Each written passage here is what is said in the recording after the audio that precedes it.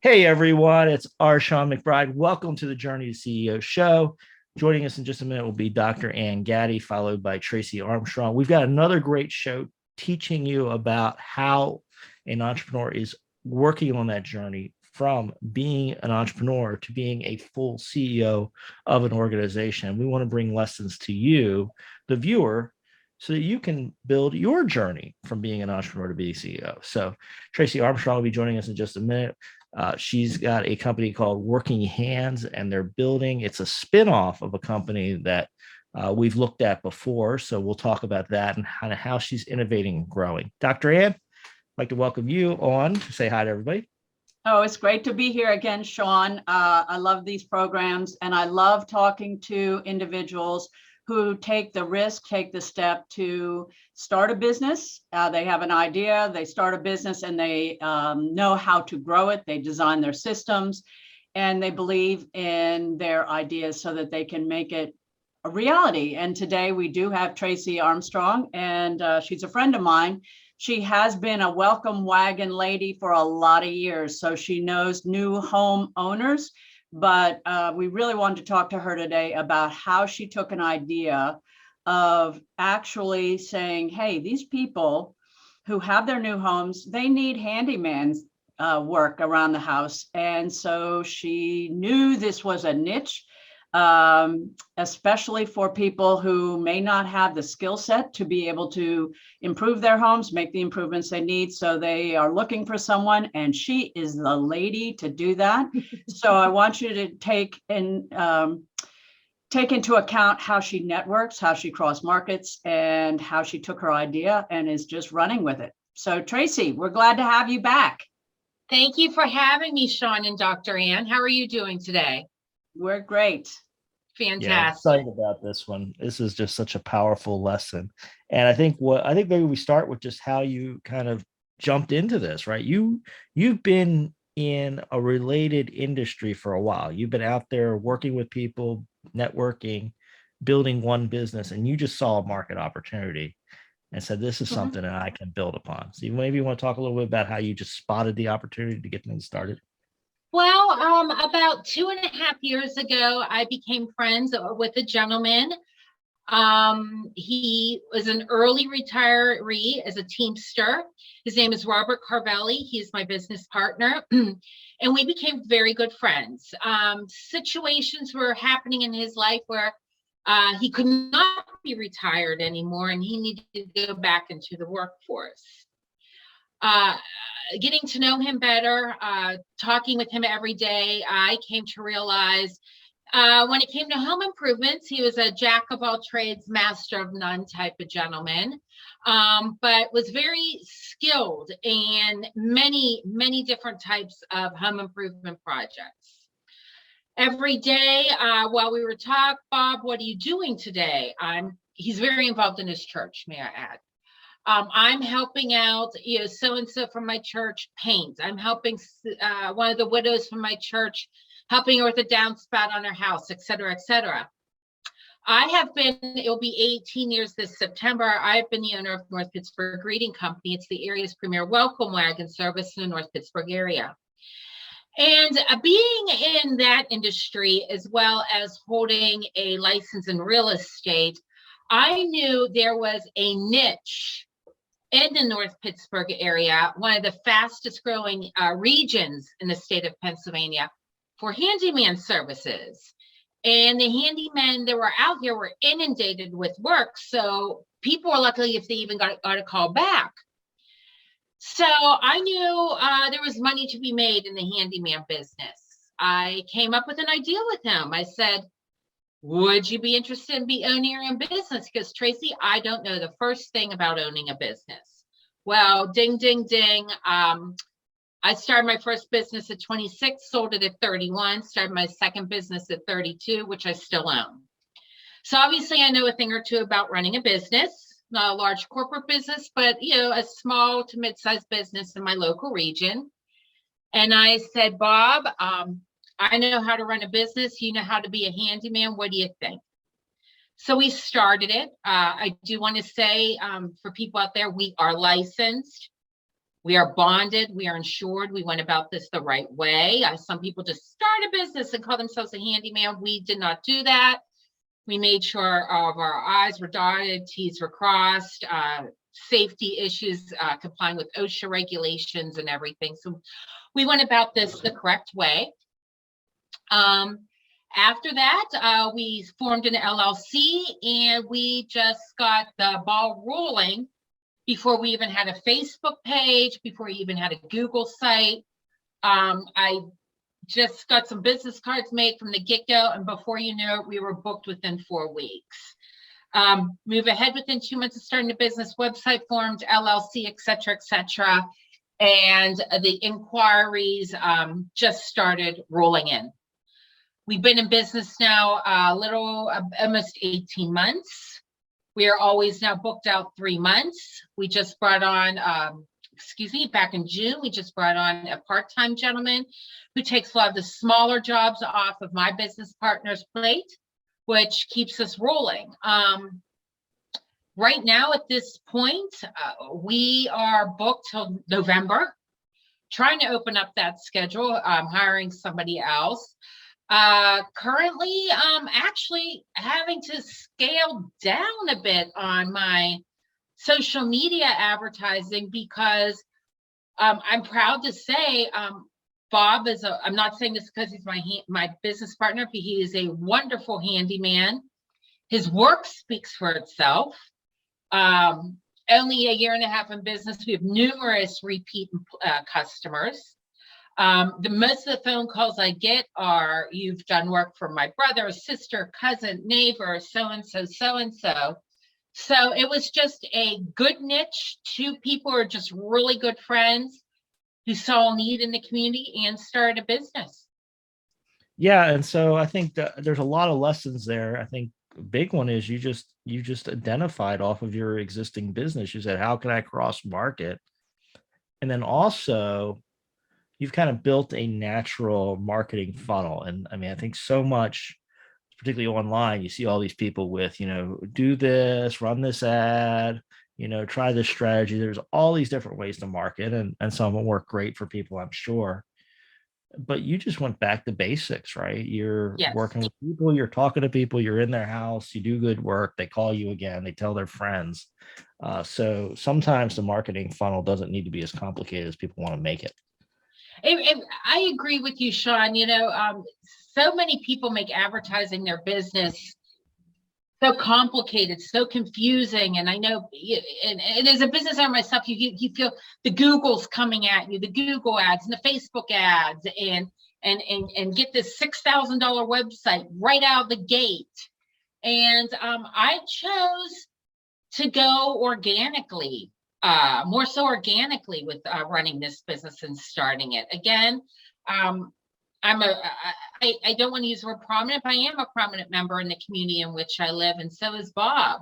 So basically our reputations are what just started us from the get-go. And again, we are still really, it's organic advertising at this point in time until we do want to branch out into bigger and better advertising, which is down the road for us, hopefully sooner rather than later. But we've been successful right now, just organically within our community. Yeah. Dr. Ann? I think it's very interesting where you are in this growth pattern with the business, because to me, I'm really a systems kind of lady. I love to see systems and how you can put things together so that the systems can run themselves. And I think that's one of the things I see with where you are now, Tracy. We have this journey to CEO pattern that we're identifying, a sequence that people go through. And it seems that you're at that place now. You first of all identified the niche. You identified, here's the problem people have that we can solve.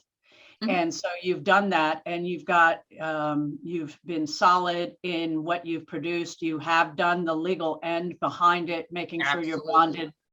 You've got the LLC, the things that we'll be talking about in our Entrepreneur to CEO book that is being published the end of November. We're now in the end of August. But it seems that now, because you're the one taking the calls, you're the one that is actually booking things out. And for you to scale, it becomes important so that, to me, that you would want to design what that system is, document your system. You know how I am about documenting. Yes, And ma'am. then from there, you could hire someone to do what you do as far as scheduling and such. And then you can really, and then make sure that you have a sequence, you've documented how Bob goes about doing his work, so that as you're hiring, you build in that consistency, seems to me. Correct. Correct. Yes, I do have my systems in place. I've been trained by the best, Dr. Gatty.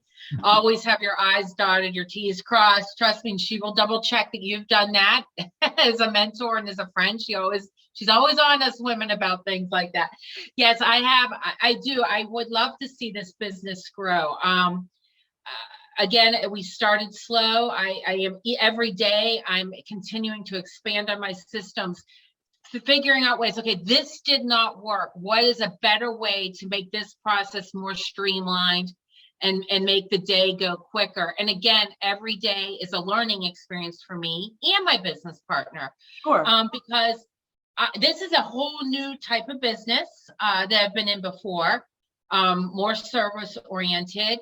So again, every day, there's never been a day that hasn't gone by that I say, boom, that was a learning experience. Chalk that up for a learning experience, and never do it again. Always learn from your mistakes. But again, having systems in place has really helped me. And every day I'm trying to grow to improve those systems so we can make this into a larger business. I do have a 20-year game plan for this business. So again, working with the system process every day is of extreme importance of me, because as we're getting busier, I need everything streamlined and just a nice flow to the day, into the schedule, into the billing process and the collections process, et cetera, et cetera. Yeah, and I think there's a great lesson there for people that want to, continue on their journey wherever they might be. You're spending the early time in this new business on getting the systems and processes really Correct. strong as you scale, because what you don't want to do is have a problem and then replicate it again and again and again as you scale, right? If you have a billing problem and you're small, you can fix it. It's a pain and it's trouble and it takes time. But if you scale too fast and you're billing a lot of people incorrectly, now you've got a massive problem to work through. And Exactly. so I think it's important that people, this is a marathon, and you start out and pace yourself at the beginning rather than just jumping in too fast. And I will say, being a business owner, again, I'm 47. I started my first business at 26. This is, boy, am I getting old? This is nothing new to me, but I will say one of the successes with Working Hands Handyman services, yes, do I learn lessons every day from this business? Yes. But obviously I've learned so many lessons over the 20 plus years of being a business owner, that moving into this business wasn't as hard as it was 21 years ago. I was so wet behind the ears, and walking into network meetings, heart pounding, sweating. Now I walk in like I own the place, kind of. Yeah. Well, and I think, and I'll underscore. So, yeah, I think the fact that for your business partner, the way you're working together is, it sounds like he didn't have those same experiences as you, right? He was in a completely different career path. Yeah. But he brings one skill set, you bring another skill set. And that looks like part of why you're having so much success so early in this, is you've built a good pairing. Exactly. And if you would go into some of our Google reviews from previous clients, and I do want to remind people, we've only been in business 18 months, which is not a long time. The reviews we get, the reason why people like working with Working Hands is we're a team. A lot of you're also approachable. That's the thing that I find interesting. I mean, as a widow myself, and having a house that I am constantly seeing little things that need to be improved, and you guys are coming out here in a couple of weeks anyway, You don't need to go to, a plumber or an electrician on very small jobs, or even, construction. It's something where you just have a couple of things that maybe need to be fixed in the kitchen, or maybe need to be fixed in the bathroom, or, outside, or is some portion of your house needs to be upgraded. And you're like a one-stop shop. Yes. Because it's not having to bring in all these different trades. It's that you can come in and say, yeah, I can do the variety of things that need to be done. And people, they need that in this day and age. And so this is something that I don't think is going away. I think that it is very scalable. I think that you also could have something where not only, Shawn, would it scale where she is, but if she puts that model together, there's no reason. She's in the northern part of Pittsburgh, that the southern part of Pittsburgh, you could have another location, and you can start to build that way as well, geographically, once she has that model, that business model in place.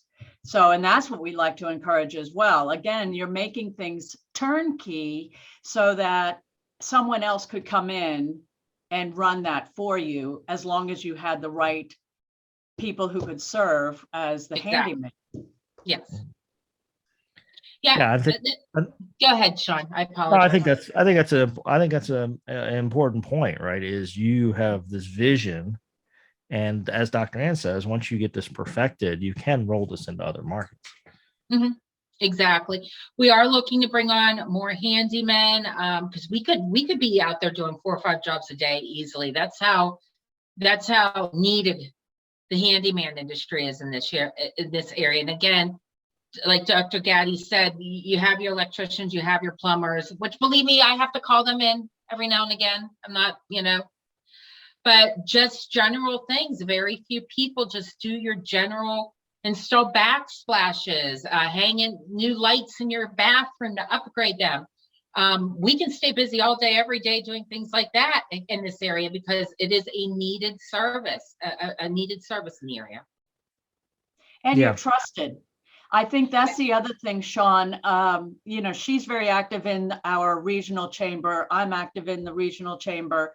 And that networking, building that sense of trust, having someone come in your house, you need to be able to trust them. And so that's where the reputation, like you were saying, that organic reputation, Shawn, is so important, I think, in building a business. Well, yeah. And then I think Tracy, you've done a lot of traditional networking and marketing. I think for your business, it's perfect because, watching an ad is great, but really saying, hey, I know the owner of the company, and I know they're going to come in and treat my house right. And they're not going to, I'm not going to have a horror story about what happened when the handyman came in the house. It's big. We fix horror stories, Shawn. Yeah. Right. But I've heard of people having property disappear, and, and they're being, sometimes people are just actually afraid of the people that are coming in their homes. I mean, they just, because the trust isn't there, and, maybe the person doesn't seem the most professional or whatever. That's not the kind of experience most people want. It sounds like you portray from the beginning that they're not going to have that experience. Yes. And I do want to, one thing I do want to tell people, express to people, is my reputation, my business partner's reputation is everything to us. I'm born and raised here in Cranberry Township, Pennsylvania. My business partner is as well. Most likely will stay in this area. So I need to maintain a good reputation. Again, a lot of handyman businesses, you have Joe Smith come up from Florida, hit this area, because this is a very well-known area in the United States for more people with disposable incomes in this area. And they'll come here for about a year, tack up some signs, post some ads on Facebook, kind of get everyone's money, do half shoddy work, and then hightail it out. And I don't want to be that handyman business. I don't want to be known as that handyman business. I want people to be able to know that they can call us If there is a problem, they can call us. We will be out there to repair the problem. They know we're here. We're here for the long haul. We're here for the longevity. Working hands. My business partner and I each only have one son. This is something we are building for our sons. We want to see this grow and make this into a large company, hopefully for our sons someday. So this is, again, our reputation means everything to us. See, now you're getting into the latter part of our journey to CEO, and we talk about what are you going to do with your business? How are you going to hand it off? Are you going to sell it? What are you going to do? Mm-hmm. So I'd like you said you have a 20-year vision. What's your vision for your business? In all honesty, my vision is, I do, my son is 18. He's only a senior in high school. He has some phenomenal colleges. He has offers to next year. He wants to go into business.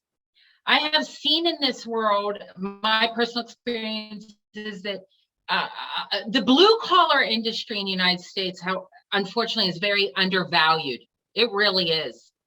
In this area, people, oh, he's a plumber. Oh, he's not. Oh, but he's an attorney. You shouldn't discredit, people who work with their hands all day long. And there's money to be made. My son wants to go into business. This is my 20-year vision. I would like to grow Working Hands handyman business to the best of my ability for the next 10, 20 years. Again, I'm only 47. I have a good couple years ahead of me. What I would like to see is to build Working Hands into a huge corporation and something I could see and hope that my son has the same vision, where my son owns Working Hands. My son and my business partner's son own Working Hands, and they have a Working Hands handyman division. We have a Working Hands plumbing division. We have a Working Hands electrical division. We have a Working Hands carpentry division. And then my son can be the president, the CEO of a large blue collar, well-needed company in this area. That is where I would love to see Working Hands.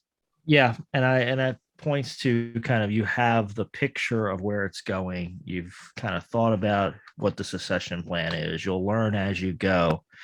Folks, I didn't say it earlier, but always on our videos, do feel free to comment with your questions, your ideas. We'll send stuff back to Tracy if you have specific questions for her. We'll get her contact information at the end, of course. But if you're seeing specific issues that you want to talk about on this journey, please do put them in there. And I think we've opened up a wonderful discussion of this kind of succession plan. And I'll tell you, some business owners, it sounds like you've had the conversation with your son. A lot of business owners out there are finding that their family members don't want to take over the business, particularly when the children get into their, mid to late 20s. They've launched another career. Maybe they moved to a different region of the country. They approach their adult children and say, hey, I'm thinking about, transitioning in 5, 10, 15 years. Do you want to take over the business? And the adult can say, no, get away. So it's different from every family. Mm-hmm. And again, we're just, again, Shawn, he's only 18, just started senior high school yesterday, but I can see there's a lot of money to be made in this industry. And I could see this growing into a very large company that hopefully can benefit my son and maybe my grandchildren someday. So again, my reputation, my business partner's reputation in this area means everything to us, because again, we're not building a business for ourselves. We're trying to build a legacy business for our families. And but you're doing something else, and I'm going to just jump in here because you keep talking about that you're that there's money to be made. You're also providing a great service for the community. Yes. When you say helping hand or working hands, you're actually helping people. You're providing a much needed service that allows people to rest easier at night, because this is, they had a dripping faucet and you were able to fix that, or just little things. And I do think there's something to be said there too. It's not simply making money, but you're a value and an asset to the community. Exactly. And I love the fact that, there's times we have people who are older, who can't do things, who just, at the end of the day, give Bob just a huge hug. And that means everything to us. A lot of my customers, when I leave their home for the first time, I get a hug. You've been a lifesaver. You've explained things to me. Please, I don't even need to know the estimate. Just put me on the schedule, because they trust me and they trust my business partner. Yeah, and we try to help as best as possible from A to Z with from the smallest smallest project in the home, we're just hanging a ceiling fan, to where we're gutting and redoing a whole bathroom. I'm there to hold a client's hands. I have no problem doing that, because again, our reputation is very important. Very important in this area, because we're not going anywhere. We like fundamentals. That's something that we hit on again and again in the Entrepreneur CEO book, which, as Dr. Ann mentioned, coming out soon. So depending on when you're watching this video, if you're watching it soon after release, it's coming up in a couple of months. If you're watching it a little bit later, it may already be available. So go look for the Entrepreneur CEO book. But you've laid a foundation. You are thinking in systems and processes. And I think anybody watching it, these are so many amazing lessons. Tracy, I know we'll probably get some people in your region watching. Well, why don't you tell them how they can get in touch with you, how they can possibly get on the schedule, and maybe also watch the journey to growth?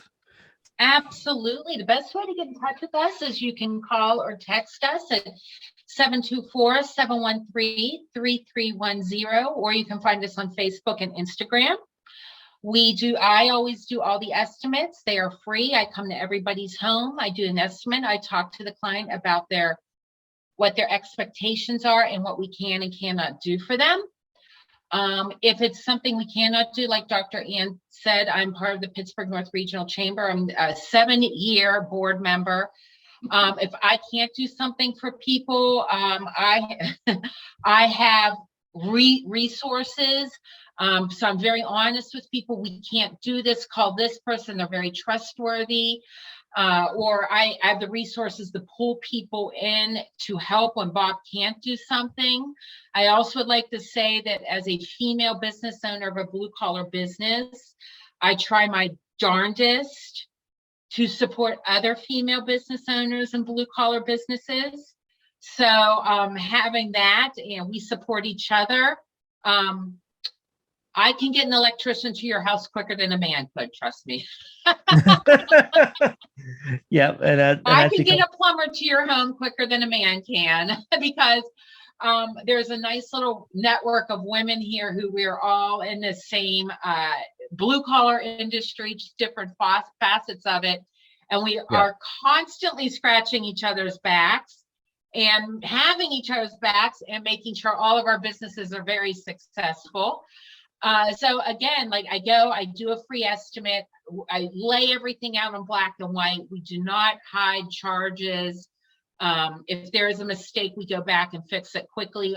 We've only had that maybe twice in 18 months. So that's fantastic.